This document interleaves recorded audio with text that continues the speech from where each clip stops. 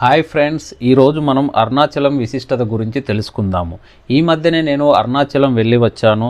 So అక్కడ మనం ఎలా ఉండాలి, రూములు ఎలా దొరుకుతాయి, సో మనకు అరుణాచలంకి ఎలా వెళ్ళాలి, హైదరాబాద్ నుంచి అరుణాచలానికి వెళ్ళవలసిన ట్రైన్స్ మరియు బస్సులు ఎలా ఉన్నాయి, సో వెళ్ళిన తర్వాత అక్కడ రూములు ఏ విధంగా దొరుకుతాయి, దాని తర్వాత మనం గిరి ప్రదక్షిణ ఎలా చేయాలి, గిరి ప్రదక్షిణ చేసేటప్పుడు జాగ్రత్తలు ఏమేమి తీసుకోవాలి, సో పూర్తి వివరాలు ఈ వీడియోలో చూద్దాము.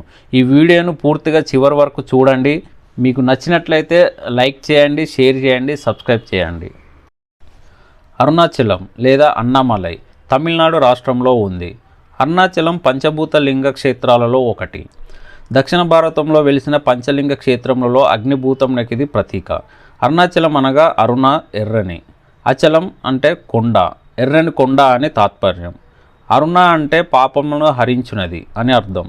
తమిళంలో తిరువన్నామలై అంటారు. తిరు అనగా శ్రీ, అన్నామలై అనగా పెద్ద కొండ అని విశ్లేషణ. ఇది చాలా గొప్ప పుణ్యక్షేత్రం. స్మరణ మాత్రం చేతనే ముక్తి నొసగే క్షేత్రం. కాశీ, చిదంబరం, తిరువారుల కంటే మిన్నైనదని భక్తులు విశ్వసిస్తున్నారు. అరుణాచలం వేద పురాణాలలో కొనియాడిన క్షేత్రం. అరుణాచలేశ్వర దేవాలయం శివాజ్ఞ చేత విశ్వకర్మచే నిర్మింపబడిందని, దాని చుట్టూ అరుణం అనే పురం నిర్మించబడినదని పురాణాలు తెలుపుతున్నాయి. అక్కడ జరగవలసిన పూజా విధానమంతా గౌతమ మహర్షి శివాజ్ఞ చేత ఏర్పాటు చేశారని స్కాంద పురాణంలో తెలియజేశారు. అరుణాచలం అనేది పంచభూత లింగాలలో ఒకటి. అందులో మొదటిది ఏకాంబేశ్వర దేవాలయం అంటే పృథ్వీలింగం, రెండవది అన్నామలేశ్వరుడు అంటే అగ్నిలింగం, మూడవది జంబుకేశ్వరుడు జలలింగం, నాలుగవది చిదంబరేశ్వరుడు అంటే ఆకాశలింగం, ఐదవది కాళహస్తేశ్వరుడు అంటే వాయులింగం. ఈ 5 లింగాలను పంచభూత లింగ క్షేత్రాలు మరియు పంచభూత లింగ దేవాలయాలను కూడా పిలుస్తారు.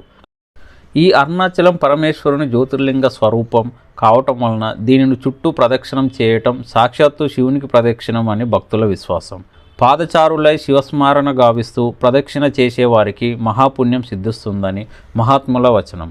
అందుచేత నిత్యం అన్ని వేళలా ఎంతోమంది గిరి ప్రదక్షిణ చేస్తూ ఉంటారు. గిరి ప్రదక్షిణం చాలా వరకు తారు రోడ్డు పైన జరుగుతుంది. ఈ మధ్యకాలంలో గిరి ప్రదక్షిణం చేయడం వీలుగా రోడ్డు పక్కన కాలిబాట కూడా వేశారు. ఎక్కువ మంది ఉదయం సూర్యతాపాన్ని తట్టుకోవడం కష్టం కనుక రాత్రిపూట లేదా తెల్లవారుజామున చేస్తారు. రమణాశ్రమానికి 2 కిలోమీటర్ల దూరం వెళ్ళిన తర్వాత కుడివైపుకు తిరిగి రోడ్డుకు మధ్యలో వినాయకుడి గుడి వస్తుంది. అక్కడ నుండి కొండను చూస్తే నందిలాగా కనిపిస్తుంది. గిరి ప్రదక్షిణ మొత్తం 14 కిలోమీటర్లు ఉంటుంది. అందులో దారిలో వచ్చే మొత్తం 8 లింగాలను మనం దర్శించుకుంటూ వెళ్ళాలి. అరుణాచలం గిరి ప్రదక్షిణ మహోన్నత ఫలితాలను ఇస్తుంది. గిరి ప్రదక్షిణ చేసేటప్పుడు మనకు 8 దిక్కులలో 8 లింగాలు ఉంటాయి. అందులో మొదటిది ఇంద్రలింగం, అగ్నిలింగం, యమలింగం, నైరుతిలింగం, వరుణలింగం, వాయులింగం, కుబేరలింగం మరియు ఈశాన్యలింగం. గిరి ప్రదక్షిణ చేసేటప్పుడు ఏమేమి జాగ్రత్త తీసుకోవాలో మనం ఇప్పుడు ఒకసారి తెలుసుకుందాము. ముందుగా గిరి ప్రదక్షిణ చేసేటప్పుడు చెప్పులు లేకుండా చూసుకోవాలి. మరియు బరువు ఎక్కువగా ఉన్న సంచులను కానీ, ఎలాంటి చేతిలో పట్టుకోవాల్సిన బ్యాగులను కానీ ఎలాంటివి తీసుకెళ్ళకూడదు. గిరి ప్రదక్షిణ దాదాపు 14 కిలోమీటర్ల దూరం ఉంటుంది. ఉదయం పూట గిరి ప్రదక్షిణ చేయడం చాలా కష్టం. 9 లోపు ముగించడం మంచిది. అంటే ఎర్లీ మార్నింగ్ 3 o'clock నుంచి స్టార్ట్ చేయవచ్చు, లేదంటే 4 o'clock నుంచి బ్రహ్మముహూర్తంలో కూడా స్టార్ట్ చేయవచ్చు.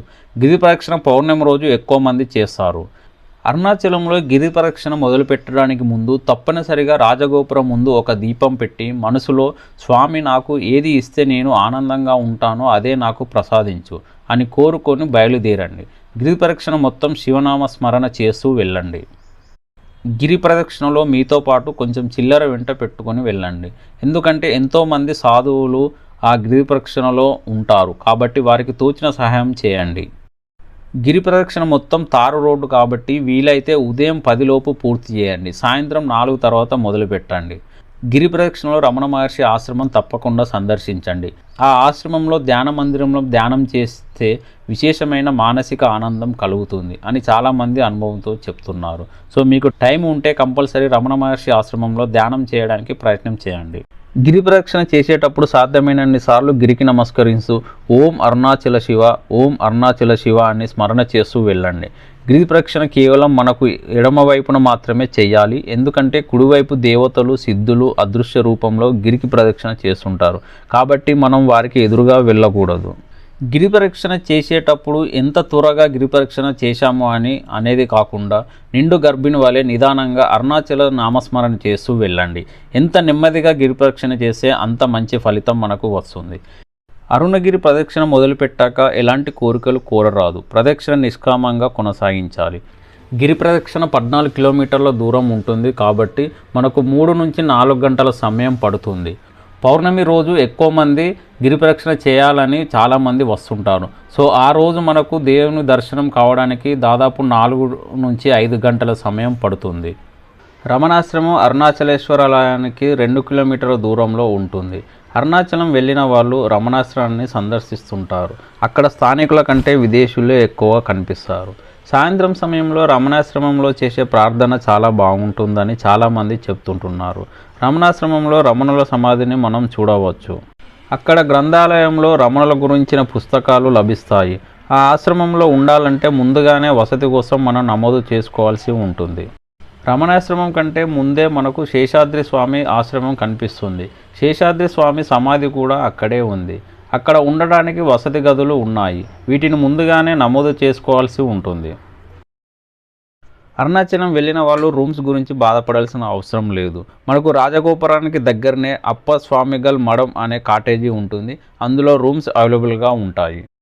సింగిల్గా వెళ్ళిన వాళ్లకు మనకు హాల్స్ లాంటివి కూడా ప్రొవైడ్ చేస్తారు మరియు లాకర్ సిస్టమ్ కూడా ఉంటుంది. హాల్ అనేది షేరింగ్ పద్ధతిలో ఉంటుంది. సో మనకు 100 రూపీస్ మాత్రమే వాళ్ళు ఛార్జ్ చేస్తారు. ఒకవేళ రూములు కావాలంటే దానికి వేరే ప్రైస్ ఉంటుంది. మనం అక్కడికి వెళ్ళి తెలుసుకుంటే వాళ్ళు ఎంత అనేది చెబుతూ ఉంటారు. కాకపోతే పౌర్ణమి రోజులలో రూమ్ కాస్ట్లీ చాలా ఉంటుంది. సో వీటిల్లో రూమ్స్ అవైలబుల్ లేకుంటే మనకు ప్రైవేట్ రూమ్స్ కూడా చాలా ఉంటాయి. రూమ్స్ అమౌంట్ కూడా చాలా తక్కువనే ఉంటుంది. మనకు దాదాపు 800 to 1000 రూపాయల మధ్యలో కూడా రూమ్స్ అవైలబుల్గా ఉంటాయి. సో రూమ్స్ గురించి బాధపడాల్సిన అవసరం లేదు. మనం ముందుగా బుక్ చేసుకోవాల్సిన అవసరం కూడా లేదు. డైరెక్ట్ వెళ్ళినా కూడా మనకు రూమ్స్ చాలా అవైలబుల్గా ఉంటాయి. ఇప్పుడు అరుణాచలానికి ఏ విధంగా వెళ్ళాలో తెలుసుకుందాము. ఒకవేళ మీరు ట్రైన్లో వెళ్ళాలనుకుంటే మనకు సికింద్రాబాద్ నుంచి కూడా ట్రైన్స్ అవైలబుల్గా ఉన్నాయి. లేదు అంటే కాచిగూడ నుంచి వెళ్ళాలంటే కాచిగూడ నుంచి మనకు డైరెక్ట్ తిరువన్నామలైకి ట్రైన్స్ కూడా ఉన్నాయి. సికింద్రాబాద్ నుంచి మనకు డైరెక్ట్ ట్రైన్స్ తిరువన్నామలైకి లేవు. సో మనము కాట్పాడి జంక్షన్లో దిగి అక్కడి నుంచి మళ్ళీ బస్సు రూట్లో వెళ్ళాల్సి వస్తుంది. తిరువన్నామలైకి బస్సులు కూడా చాలా ఉంటాయి. మనకు హైదరాబాద్ నుంచి తిరువన్నామలైకి డైరెక్ట్ బస్సులు చాలా ఉన్నాయి. ట్రావెల్స్ వాళ్ళు మనకు డైలీ హైదరాబాద్ నుంచి తిరువన్నామలైకి డైరెక్ట్ బస్సులు నడుపుతున్నారు. సో మనము ఒకవేళ బస్సులో వెళ్ళాలంటే డైరెక్ట్ బస్సులు కూడా మనకు అవైలబుల్లో ఉన్నాయి. చూశారు కదా అరుణాచలం యొక్క పూర్తి వివరాలు. ఇంకెందుకు ఆలస్యం, అరుణాచలానికి ఎప్పుడు వెళ్ళాలో ప్లాన్ చేయండి. ఈ వీడియో కనుక నచ్చినట్లయితే షేర్ చేయండి, లైక్ చేయండి మరియు సబ్స్క్రైబ్ చేయండి. మీ యొక్క అమూల్యమైన అభిప్రాయాలను కామెంట్ రూపంలో తెలియచేయండి. మరిన్ని వీడియోల కోసం నా ఛానల్ని సబ్స్క్రైబ్ చేసుకోండి.